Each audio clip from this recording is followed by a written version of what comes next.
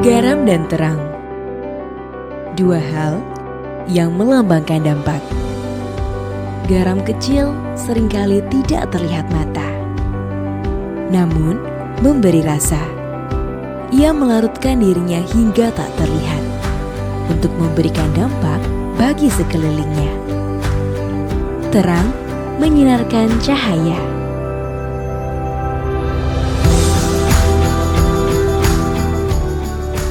Membuat keindahan terlihat dan nyata. Menyingkapkan kebenaran dan menuntun setiap orang di jalannya.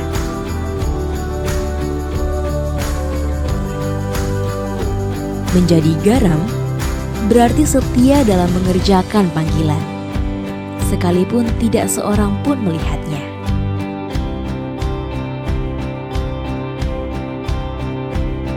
Menjadi terang berarti berani menyuarakan kebenaran, sekalipun harus menghadapi segala resiko dan tantangan.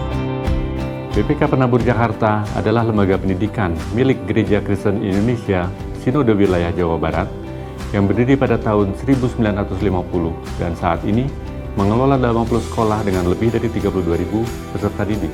Kami memiliki program pendidikan yang holistik, tidak hanya fokus pada akademik, tetapi juga pengembangan creativity, critical thinking and doing, collaboration, communication, serta penerapan nilai-nilai Kristiani agar mereka tidak hanya sukses dalam hidup, tetapi juga menjadi garam dan terang bagi kemuliaan Tuhan. Perintah Tuhan untuk menjadi garam dan terang menjadi dasar kami melangkah, membangun pendidikan Kristen unggul dalam iman, ilmu, dan pelayanan.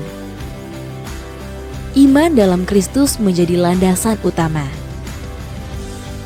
Saya bersyukur dan bangga menjadi bagian dari keluarga besar BPK Penabur Jakarta, tempat di mana saya berkarya, mengembangkan diri, serta bertumbuh dalam iman. BPK Penabur Jakarta memiliki organisasi yang kuat, manajemen dan budaya yang baik, serta lingkungan kerja yang menyenangkan. Ilmu kami tumbuhkan sesuai dengan talenta yang dikaruniakan Tuhan bagi mereka. Pelayanan menjadi wujud syukur atas anugerah Tuhan agar kami bisa menjadi saluran berkat bagi sesama. Melalui iman, ilmu, dan pelayanan, kami ingin melahirkan generasi yang best. Be Tough, Excel Worldwide, Share with Society, dan Trust in God. Inilah tekad kami, dan semuanya berawal di sini, di BPK Penabur.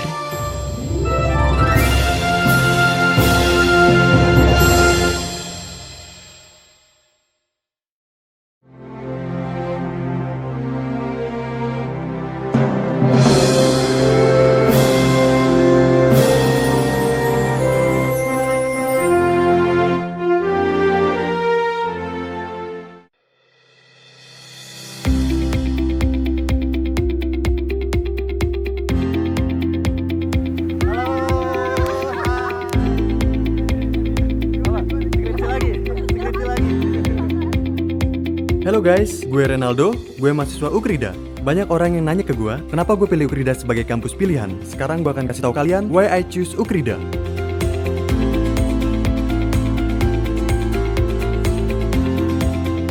Kampus utama Ukrida lokasinya super strategis. Akses menuju kampus juga banyak banget.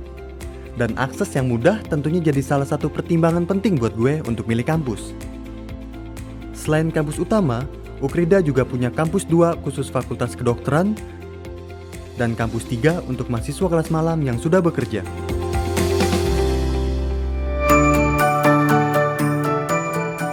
Sebagai mahasiswa Ukrida, kita tidak hanya dibekali ilmu akademis saja, tapi kita juga dipersiapkan untuk menjadi leader melalui kegiatan sosial. That's why banyak sekali lulusan Ukrida di luar sana yang sukses dan menjadi pemimpin. Halo, apa kabar? Di Ukrida, kita diajak untuk menggali potensi diri melalui fakultas-fakultasnya. Mulai dari Fakultas Kedokteran dan Ilmu Kesehatan,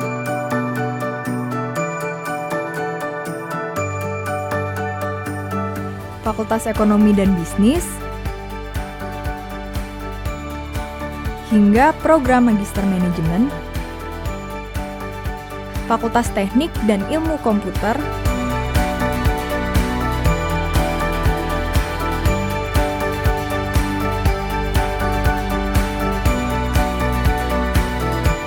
Fakultas Psikologi,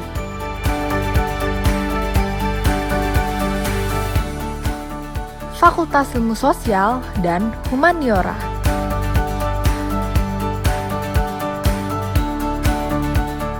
Di Ukrida, semua fakultasnya pun sudah terakreditasi dengan baik, sangat baik, dan bahkan unggul. Jadi kalian bisa memilih sesuai dengan minat kalian.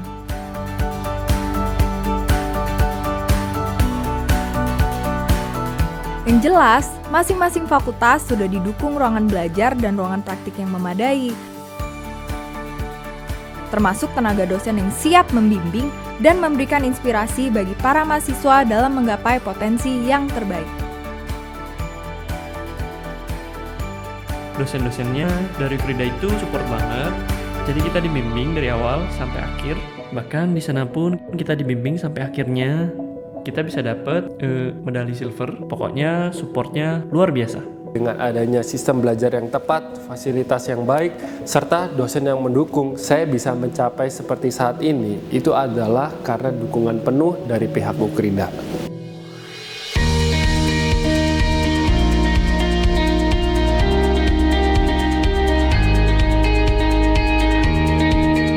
Selain kegiatan akademik, Ukrida juga punya Ukrida Science Center, Ukrida TV,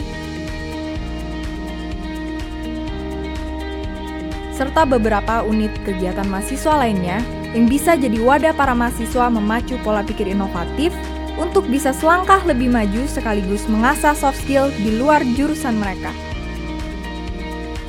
Di sini kita memiliki fasilitas penunjang seperti perpustakaan, ruang konseling,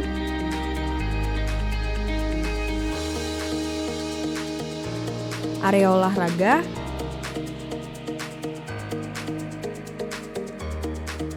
gym room, auditorium,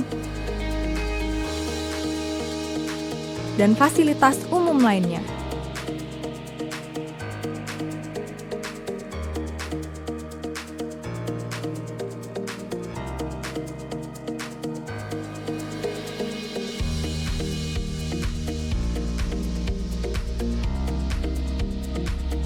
Buat kamu yang berminat masuk Fakultas Kedokteran, Ukrida sudah memiliki 2 rumah sakit pribadi yang bisa menjadi pilihan praktik kamu, sehingga kamu bisa lulus hanya dengan waktu 5 tahun. Enaknya kuliah di Ukrida, jadi sebelum lulus saya udah dapat kerjaan. Berbekal ilmu dan karakter yang ditanamkan kepada saya waktu di Ukrida, itu jadi pegangan saya selama saya menjalani karir saya di masyarakat. Sampai hari ini, saya menjadi Senior General Manager di usia 42. Di mana hal itu sebenarnya kalau di perusahaan Jepang itu sebuah rekor baru. Ya, semua itu berkat ilmu yang saya dapat dari Ukrida. So, gimana guys? Seru kan kuliah di Ukrida? Join sekarang dan temukan potensi terbaikmu. Bersama Ukrida, kita jadi pemimpin muda.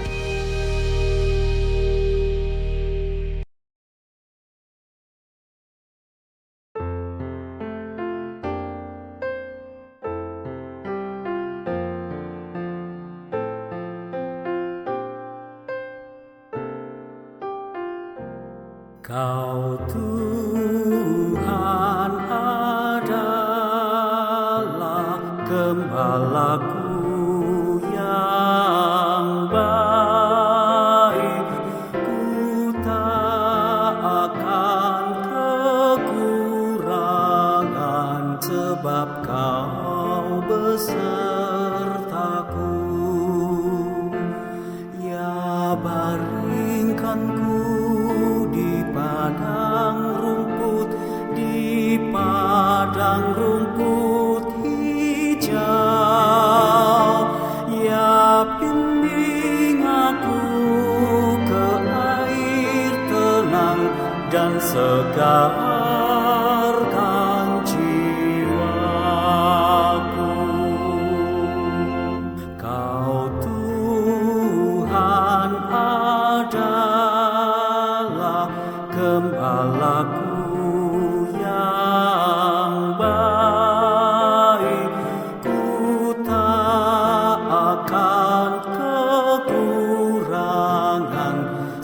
sebab Kau besertaku. Ya tuntun aku di jalan benar oleh karena nama-Nya. Walau berjalan di lembah terang, ku tak takut bahaya.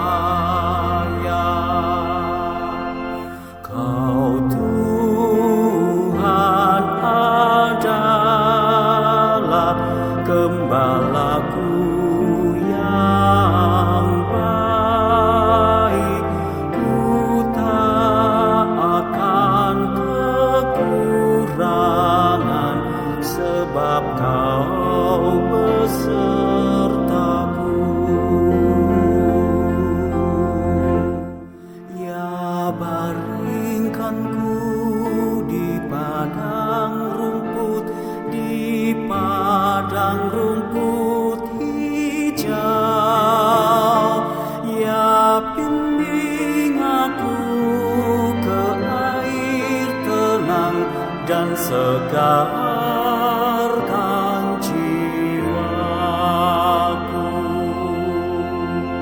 Kau Tuhan adalah gembalaku yang baik. Ku tak akan kekurangan sebab Kau besertaku. Ya tuntun aku di jalan benar oleh karena nama-Nya. Walau berjalan di lembah terang, ku tak takut bahaya.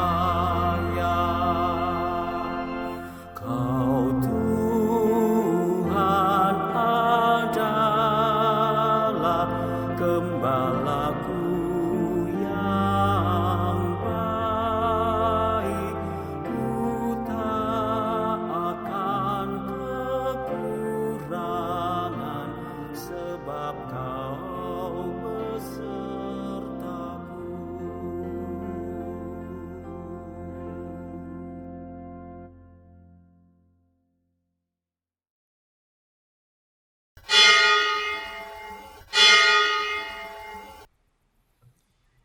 Bapak, Ibu, saudara-saudara yang terkasih dalam Tuhan Yesus Kristus, kita bersyukur atas anugerah-Nya yang telah kita terima sehingga kita dapat bersekutu dan beribadah dalam kebaktian online minggu hari ini.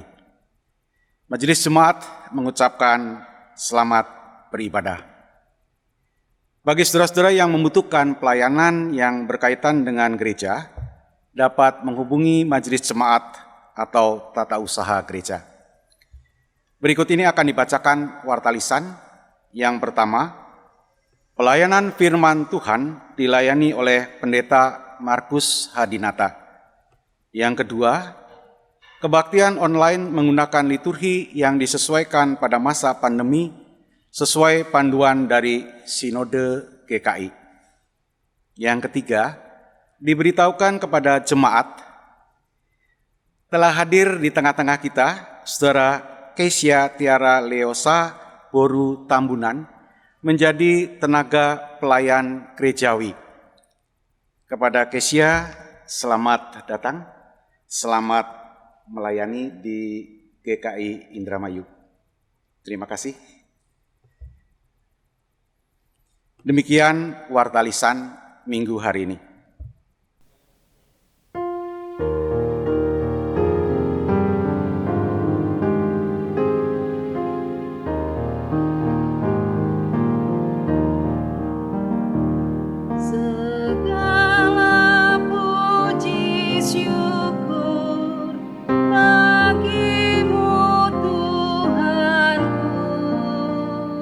Kau berikan ayah bunda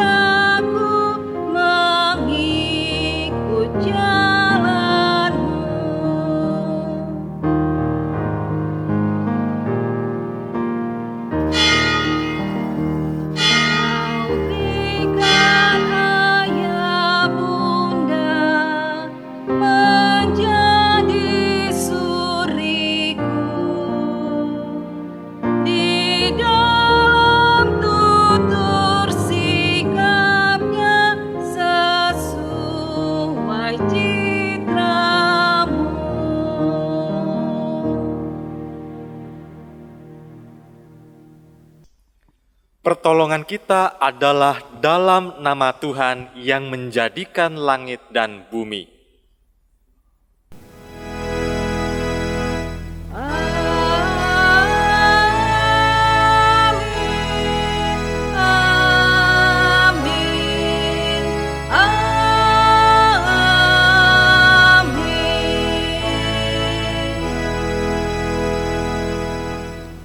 Tuhan beserta saudara.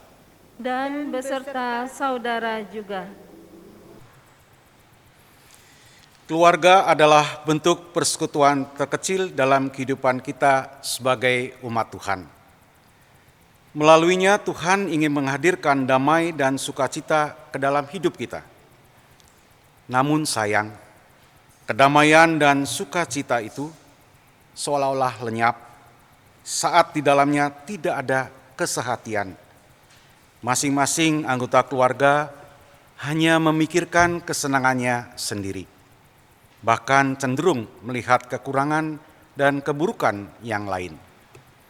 Melalui tema hari ini, keluarga sehati, kita diajak untuk memahami dan melatih diri untuk berpikir yang baik dan benar dalam hidup persekutuan keluarga kita, baik keluarga inti maupun gereja. Jemaat yang dikasihi Tuhan, kita bersama-sama akan mengakui segala dosa dan kesalahan kita. Kita berdoa. Tuhan, ampunilah kami saat kami hanya mementingkan kesenangan kami sendiri di tengah-tengah keluarga. Kami tidak mau peduli dengan kebutuhan pasangan kami, orang tua kami, anak-anak kami, serta orang-orang yang telah Engkau tempatkan di dalam hidup kami. Kami lebih ingin dimengerti daripada mengerti, dilayani daripada melayani, dihargai daripada menghargai lebih dahulu. Ampunilah kami, serta perbaharuilah hati dan pikiran kami ya Tuhan, agar kami mampu menghadirkan damai dan sukacita di tengah-tengah keluarga kami dan juga gereja-Mu. Di dalam nama Tuhan kami, Yesus Kristus, kami mohon. Amin. Jemaat diundang untuk berdiri, kita bersama-sama akan menerima berita anugerah. Demikianlah kamu bukan lagi orang asing dan pendatang, melainkan kawan sewarga dari orang-orang kudus dan anggota-anggota keluarga Allah yang dibangun di atas dasar para rasul dan para nabi dengan Kristus Yesus sebagai batu penjuru. Efesus 2, 19-20. Demikianlah berita anugerah dari Tuhan. Syukur kepada Allah.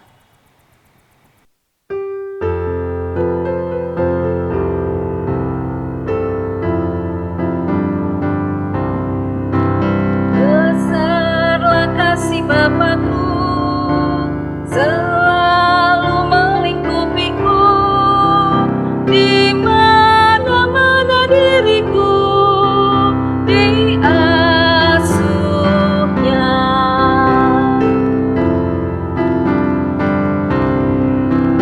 Betapa kasihnya besar, tak usah hatiku gentar, ku berbahagia benar diasuhnya.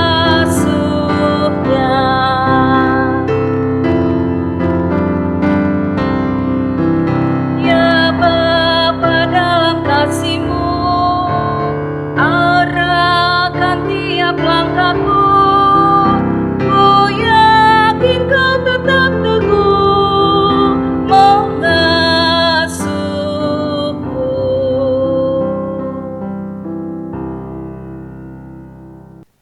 Mari kita berdoa.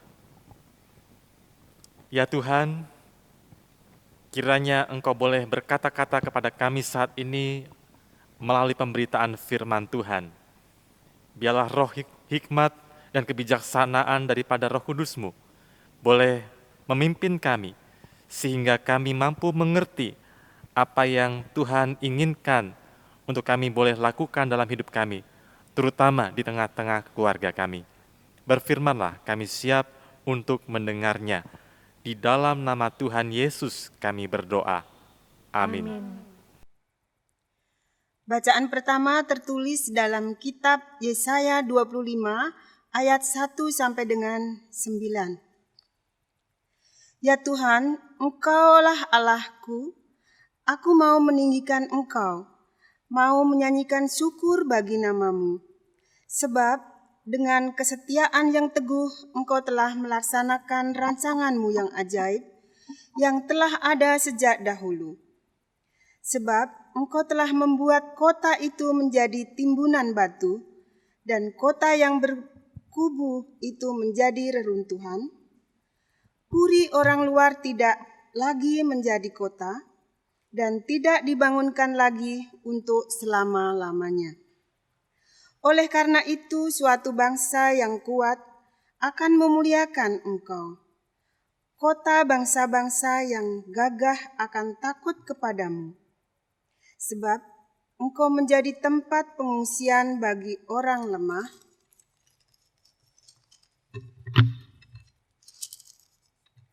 tempat pengungsian bagi orang miskin dalam kesesakannya, perlindungan terhadap angin ribut, naungan terhadap panas terik, sebab amarah orang-orang yang gagah sombong itu seperti angin ribut di musim dingin, seperti panas terik di tempat kering. Kegaduhan orang-orang luar Kau diamkan, seperti panas terik ditiadakan oleh naungan awan. Demikianlah nyanyian orang-orang gagah sombong ditiadakan. Tuhan semesta alam akan menyediakan di Gunung Sion ini bagi segala bangsa-bangsa suatu perjamuan dengan masakan yang bergemuk, suatu perjamuan dengan anggur yang tua benar, masakan yang bergemuk dan bersungsum, anggur yang tua yang disaring endapannya, dan di atas gunung ini Tuhan akan mengoyakkan kain perkabungan yang diselubungkan kepada segala suku bangsa, dan tudung yang ditudungkan kepada segala bangsa-bangsa. Ia akan meniadakan maut untuk seterusnya, dan Tuhan Allah akan menghapuskan air mata daripada segala muka, dan aib umatnya akan dijauhkannya dari seluruh bumi, sebab Tuhan telah mengatakannya. Pada waktu itu orang akan berkata, sesungguhnya inilah Allah kita, yang kita nanti-nantikan supaya kita diselamatkan. Inilah Tuhan yang kita nanti-nantikan. Marilah kita bersorak-sorak, bersukacita oleh karena keselamatan yang diadakannya. Demikianlah sabda Tuhan. Syukur kepada Allah. Sebagai mazmur tanggapan, kita akan menyanyikan Mazmur 23 secara berbalasan.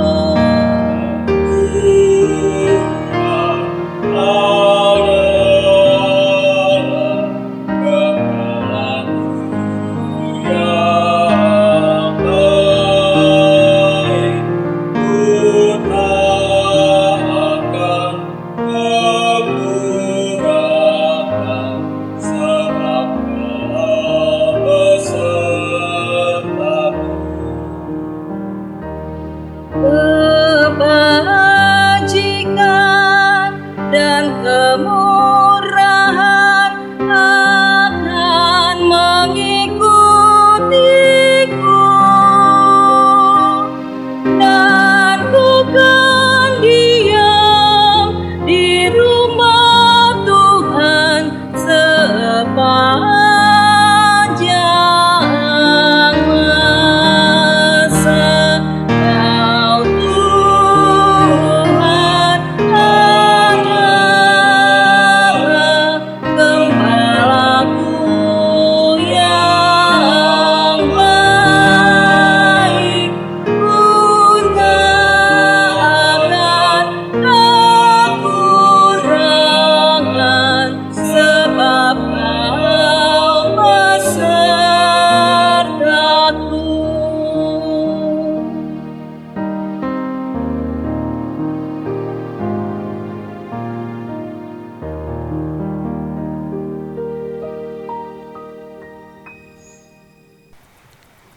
Bacaan kedua, Surat Paulus kepada jemaat di Filipi. Pasal 4 ayat 1 sampai dengan ayat 9. Karena itu saudara-saudara yang kukasihi dan yang kurindukan, sukacitaku dan mahkotaku, berdirilah juga dengan teguh dalam Tuhan, hai saudara-saudaraku yang kekasih. Euodia ku nasihati dan Sintike ku nasihati, supaya sehati sepikir dalam Tuhan. Bahkan ku minta kepadamu juga, Sunsugos, temanku yang setia, tolonglah mereka, karena mereka telah berjuang dengan aku dalam pekabaran Injil, bersama-sama dengan Clemens dan kawan-kawanku sekerja yang lain, yang nama-namanya tercantum dalam kitab kehidupan. Bersukacitalah senantiasa dalam Tuhan. Sekali lagi kukatakan, bersukacitalah. Hendaklah kebaikan hatimu diketahui semua orang. Tuhan sudah dekat. Janganlah hendaknya kamu khawatir tentang apapun juga, tetapi nyatakanlah dalam segala hal keinginanmu kepada Allah dalam doa dan permohonan dengan ucapan syukur. Damai sejahtera Allah yang melampaui segala akal akan memelihara hati dan pikiranmu dalam Kristus Yesus.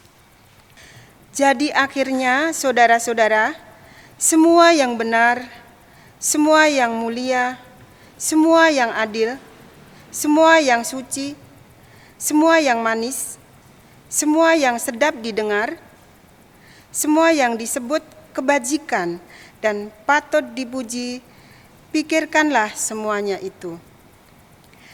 Dan apa yang telah kamu pelajari, dan apa yang telah kamu terima, dan apa yang telah kamu dengar, dan apa yang telah kamu lihat padaku, lakukanlah itu.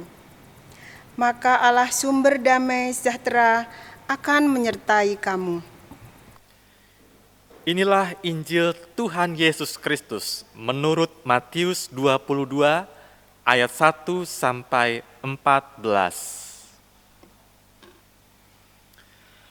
Lalu Yesus berbicara pula dalam perumpamaan kepada mereka. Hal kerajaan sorga seumpama seorang raja yang mengadakan perjamuan kawin untuk anaknya. Ia menyuruh hamba-hambanya memanggil orang-orang yang telah diundang ke perjamuan kawin itu. Tetapi orang-orang itu tidak mau datang. Ia menyuruh pula hamba-hamba lain. Pesannya, katakanlah kepada orang-orang yang diundang itu, sesungguhnya hidangan telah kusediakan. Lembu-lembu jantan dan ternak piaraanku telah disembelih. Semuanya telah tersedia. Datanglah ke perjamuan kawin ini. Tetapi orang-orang yang diundang itu tidak mengindahkannya. Ada yang pergi ke ladangnya, ada yang pergi mengurus usahanya, dan yang lain menangkap hamba-hambanya itu, menyiksanya, dan membunuhnya. Maka murkalah raja itu, lalu menyuruh pasukannya ke sana untuk membinasakan pembunuh-pembunuh itu dan membakar kota mereka. Sesudah itu ia berkata kepada hamba-hambanya, "Perjamuan kawin telah tersedia, tetapi orang-orang yang diundang tadi tidak layak untuk itu. Sebab itu pergilah ke persimpangan-persimpangan jalan dan undanglah setiap orang yang kamu jumpai di sana ke perjamuan kawin itu." Maka pergilah hamba-hamba itu dan mereka mengumpulkan semua orang yang dijumpainya di jalan-jalan, orang-orang jahat dan orang-orang baik, sehingga penuhlah ruangan perjamuan kawin itu dengan tamu. Ketika raja itu masuk untuk bertemu dengan tamu-tamu itu, ia melihat seorang yang tidak berpakaian pesta. Ia berkata kepadanya, "Hai saudara, bagaimana engkau masuk kemari dengan tidak mengenakan pakaian pesta?" Tetapi orang itu diam saja. Lalu kata raja itu kepada hamba-hambanya, "Ikatlah kaki dan tangannya dan campakkanlah orang itu ke dalam kegelapan yang paling gelap. Di sanalah akan terdapat ratap dan kertak gigi. Sebab banyak yang dipanggil, tetapi sedikit yang dipilih." Demikianlah Injil Yesus Kristus. Berbahagialah mereka yang mendengarkan firman Allah dan yang memeliharanya. Haleluya, haleluya, haleluya.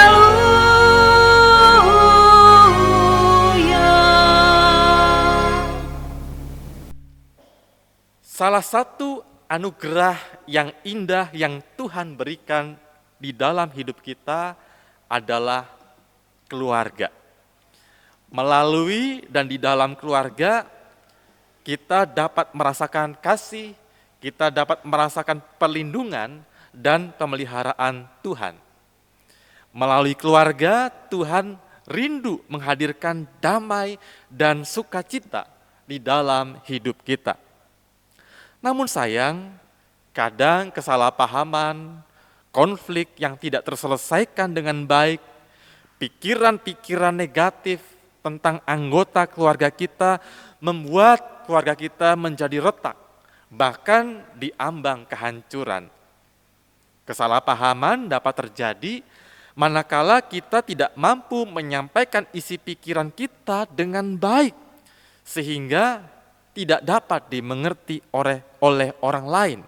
Dalam hal ini, anggota keluarga kita, entah itu pasangan kita, orang tua kita, maupun anak atau anak-anak kita. Namun bisa juga terjadi ketika kita tidak sungguh-sungguh berupaya mendengarkan apa yang dikatakan orang lain kepada kita. Mungkin karena kita sedang sibuk dengan urusan kita sendiri. Saudaraku, sungguh ironis di zaman yang saat ini makin maju dalam teknologi komunikasi, justru orang semakin tidak mampu berkomunikasi dengan baik dan benar. Bukan menjadi pemandangan yang aneh bila kita suatu saat melihat ada keluarga yang duduk makan bersama-sama di meja makan, tetapi masing-masing sibuk dengan gadgetnya. Tiap-tiap anggota keluarga hanya bicara seperlunya ketika ada perlu atau kepentingan saja. Bisa jadi kita juga malas berbicara karena kita enggan ribut satu dengan yang lain. Atau bisa jadi juga terdapat satu pihak yang hanya ingin didengarkan tanpa mau mendengarkan. Atau ada pihak yang pendapatnya harus selalu diterima, harus selalu disetujui. Sehingga kita malas berbicara, kita saling mendiamkan.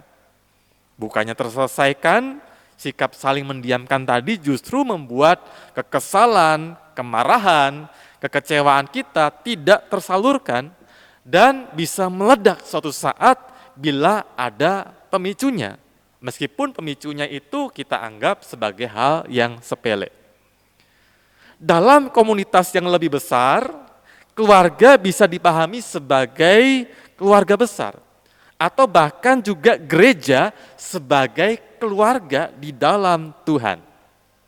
Sayangnya kehidupan berkeluarga dalam gereja kalau kita mau jujur kerap tidak berjalan seperti yang Tuhan inginkan. Kadang terjadi kesalahpahaman, konflik, bahkan perpecahan dapat terjadi di dalamnya. Apalagi ketika kita melihat ada orang yang berbuat salah, ada budaya untuk enggan menegur secara langsung. Lalu kita menegurnya lewat apa, saudara? Lewat media sosial yang dibaca oleh semua orang. Tetapi persoalannya tetap tidak selesai, malah semakin bertambah runyam. Tetapi juga bisa terjadi di tengah-tengah jemaat, misalnya komunikasi yang dibangun adalah komunikasi yang sekedar basa-basi, tetapi tidak sungguh keluar dari kedalaman hati. Orang bisa, contohnya ketika menggunakan media sosial atau chat di media sosial, chat lewat aplikasi, orang bisa mengirimkan emosikon sedang senyum. Tetapi bisa jadi dalam hatinya dia sedang marah, sedang kecewa, atau sedang dongkol. Atau juga bisa dia mengirimkan emosikon raut wajah sedih. Tetapi bisa jadi dalam hatinya dia sedang menertawakan orang lain.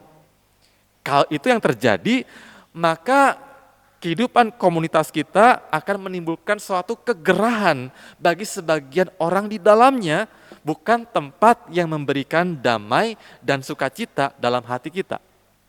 Saudaraku, Rasul Paulus di dalam surat Filipi 4 ayat 8 tadi mengatakan, jadi akhirnya saudara-saudara, semua yang benar, semua yang mulia, semua yang adil, semua yang suci, semua yang manis, semua yang sedap didengar, semua yang disebut kebajikan dan patut dipuji, pikirkanlah semuanya itu.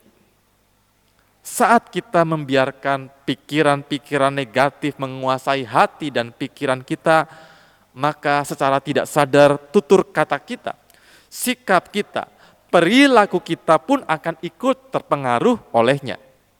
Bukan rahasia betapa mudah kadang orang menemukan kejelekan orang lain daripada menemukan kebaikannya. Apalagi bila orang lain itu adalah katakanlah orang yang tidak sependapat dengan dirinya, atau orang yang tidak sesuai seperti apa yang diharapkan dan mengecewakan dirinya. Kalau kita mau jujur, bukankah setiap orang sesungguhnya memiliki baik kelebihan maupun kekurangannya? Tetapi mengapa orang cenderung mudah melihat kekurangan orang lain daripada kelebihannya? Saudara, sementara dalam bacaan Injil Matius pasal 22 ayat 1 sampai 14 hari ini, di sana Tuhan Yesus memberikan sebuah perumpamaan mengenai kerajaan Allah itu seperti seorang raja yang mengadakan perjamuan pernikahan bagi anaknya, serta mengundang orang-orang untuk hadir dalam perjamuan itu. Perjamuan pernikahan ini menggambarkan bagaimana orang berkumpul untuk bersukacita dan berbagi kebahagiaan bersama. Tetapi undangan sang raja ternyata diabaikan. Ini menggambarkan betapa orang-orang yang diundang itu memiliki sifat egois dan individualistis. Mereka tidak peduli pada orang lain. bahkan kepada sang raja yang mengundang mereka pada perjamuan sukacita sebagai saudara. Menariknya, sang raja begitu sabar. Ia mengutus kembali hamba-hambanya yang lain untuk mengundang mereka. Namun kali ini orang-orang yang diundang itu sudah keterlaluan. Bukan saja tidak peduli, menolak undangan, beberapa dari mereka bahkan melakukan kekerasan dan pembunuhan kepada para hamba sang raja. Walaupun sang raja menghargai mereka yang menolak undangannya, tetapi ia murka terhadap mereka yang melakukan kekerasan karena ia mengasihi hamba-hambanya. Akhirnya sang raja menyampaikan undangan kepada siapa saja, bahkan mereka yang dipandang rendah, dipandang hina untuk hadir dalam perjamuan undangan sang raja untuk ikut serta merasakan sukacita dan kebahagiaan sang raja. Hanya saja di tengah-tengah pesta ada satu orang yang tidak berpakaian pesta. Ketika sang raja menanyakan mengapa dia tidak berpakaian pesta, orang itu ternyata tidak bisa menjawab. Dia diam saja. Hal ini berarti tamu yang tidak berpakaian pesta tadi tidak dapat mempertanggungjawabkan tindakannya yang hadir dengan tidak mengenakan pakaian pesta.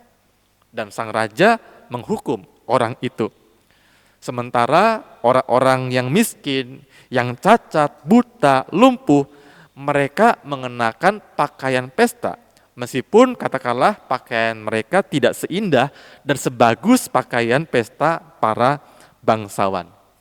Saudara, pesta pernikahan anak sang raja ini menggambarkan persekutuan yang Tuhan bentuk dari berbagai macam orang, terutama mereka yang lemah dan dianggap hina.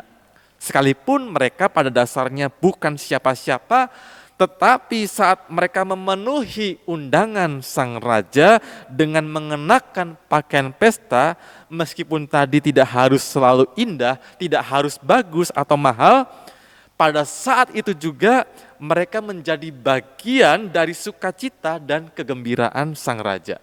Bagian dari persekutuan umat Tuhan yang mau hidup dengan cara yang baru, yakni mau saling memberi dan menerima satu sama lain, baik dengan segala kelebihan maupun kekurangannya. Mau hidup dalam anugerah Tuhan dan berjalan bersama Tuhan. Maka tema hari ini menjadi keluarga yang sehati bukan berarti kita selalu punya kesamaan dalam hal pandangan, dalam hal selera, dalam hal pendapat. Menjadi keluarga yang sehati bukan berarti kita harus selalu setuju dengan pandangan katakanlah pasangan kita. Harus selalu setuju dengan pandangan orang tua kita atau anak kita. Atau mungkin dalam konteks yang lebih luas selalu sama pandangan dengan rekan sepelayanan atau mungkin anggota gereja kita. Karena hal ini dipastikan hampir sangat tidak mungkin. Kenapa? Karena setiap kepala orang beda-beda. Setiap orang punya hak untuk menyatakan saya tidak sependapat, saya tidak setuju. Tetapi perlu dilatih untuk cara menyampaikan ketidaksetujuannya dengan cara yang lemah lembut dan santun sehingga tidak melukai orang lain, terutama anggota keluarga kita. Tetapi yang dimaksud dengan keluarga sehati adalah keluarga yang mengenal dan memiliki hati Tuhan. Masing-masing anggota keluarga memiliki hati Tuhan yang penuh cinta kasih, yang mau mengampuni orang lain, yang mau berkorban, yang tidak egois atau mementingkan dirinya sendiri. Keluarga sehati adalah keluarga yang memiliki hati Tuhan dan mengutamakan kepentingan orang lain, mengutamakan kesejahteraan dan kebaikan orang lain. Dalam hal ini pasangan kita, orang tua kita, anak atau anak-anak kita daripada kepentingan kita sendiri. Bukan berarti kita nggak boleh punya kepentingan atau punya kemauan. Tidak, tetapi bagaimana kita menempatkan kepentingan kita di bawah kepentingan Tuhan dan juga orang yang Tuhan tempatkan di sekitar kita, dalam hal ini anggota keluarga kita. Keluarga sehati adalah keluarga yang juga mampu dan selalu mau melihat hal-hal baik, hal-hal positif di dalam diri satu sama lain. Tuhan rindu agar kita dapat merasakan damai dan sukacita di tengah-tengah keluarga kita. Amin.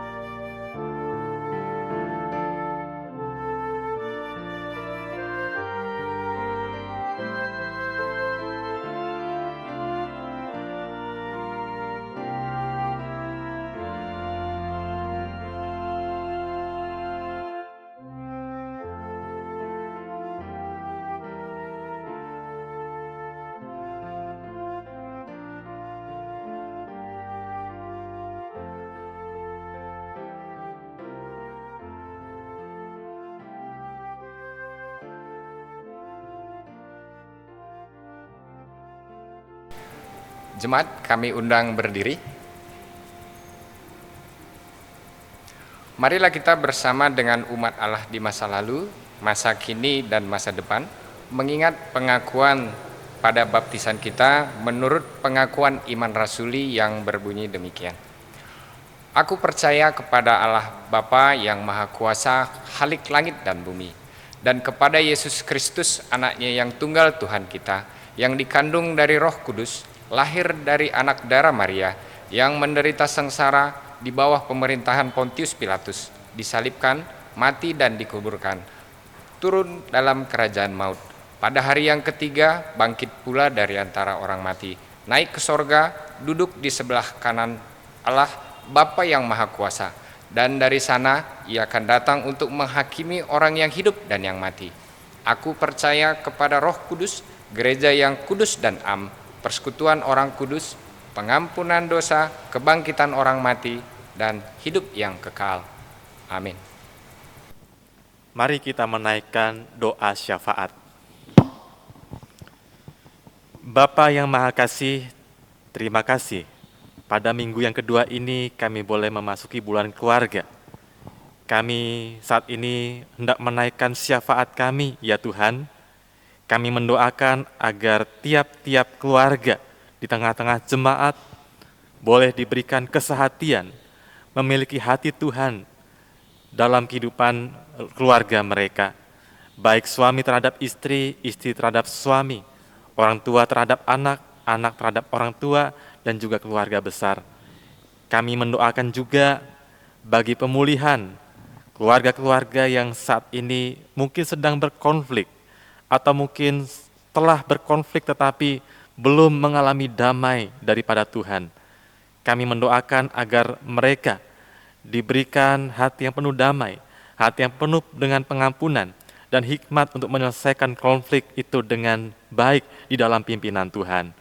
Kami mendoakan bagi anggota jemaat Tuhan yang sedang sakit, Kami berdoa bagi Ibu Gemi Kasio, kami berdoa bagi Ibu Siantina, dan juga kami berdoa bagi Ibu Linawati Junedi dalam proses pengobatannya.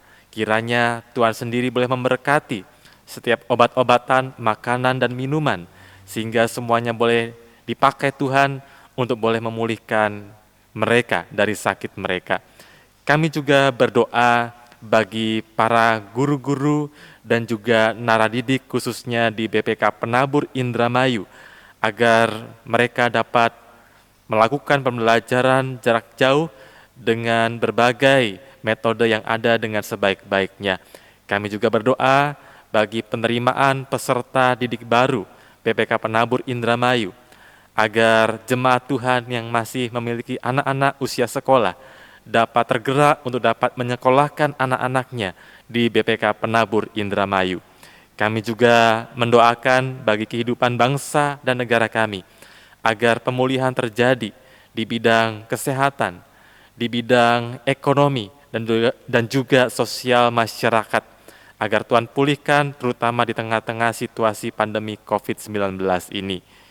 Inilah ya Bapa segenap syafaat kami berdoa di dalam nama Tuhan Yesus Kristus. Amin. 1 Tesalonika 5 ayat 18. Mengucap syukurlah dalam segala hal, sebab itulah yang dikehendaki Allah di dalam Kristus Yesus bagi kamu. Tiba saatnya kita memberikan persembahan ke rumah Tuhan. Jemaat dapat memasukkan persembahan ke dalam amplop persembahan yang nantinya dapat dikumpulkan pada saat ibadah di gereja kembali dilaksanakan. Gereja GKI Indramayu juga saat ini memiliki beberapa instrumen yang dapat digunakan untuk membawa persembahan ke rumah Tuhan, seperti rekening bank dan barcode OVO atau GoPay seperti yang tertera pada warta gereja, atau jemaat dapat memasukkan persembahan ke kotak persembahan yang ada di TU gereja pada jam kerja dari jam 8 sampai jam 16 sore, mulai hari Selasa sampai dengan Sabtu.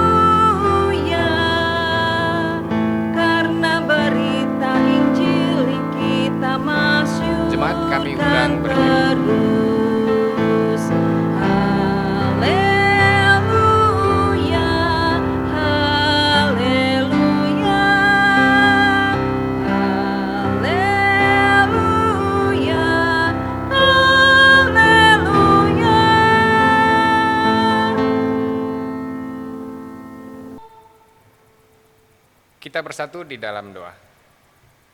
Kami bersyukur kepadamu ya Tuhan, sebab daripadamulah hidup dan keselamatan kami. Berkenanlah kiranya Engkau atas persembahan yang kami bawa saat ini, juga kami bawa hidup kami sebagai persembahan yang kudus bagimu. Biarlah setiap hari hidup kami serta keluarga kami menjadi seperti bau yang harum di hadapanmu. Di dalam nama Yesus Kristus kami bersyukur. Amin. Amin.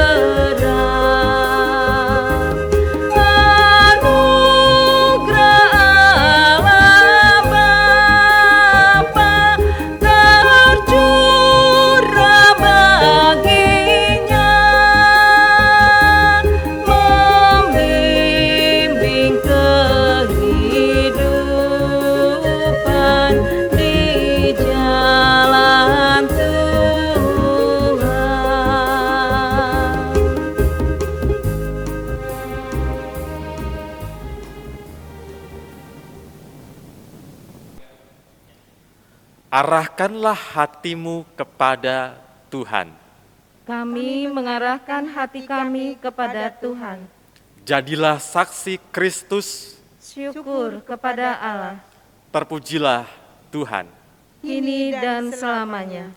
Terimalah berkat Tuhan, kasih karunia Tuhan Yesus Kristus, dan kasih Allah, dan persekutuan Roh Kudus menyertai kamu sekalian.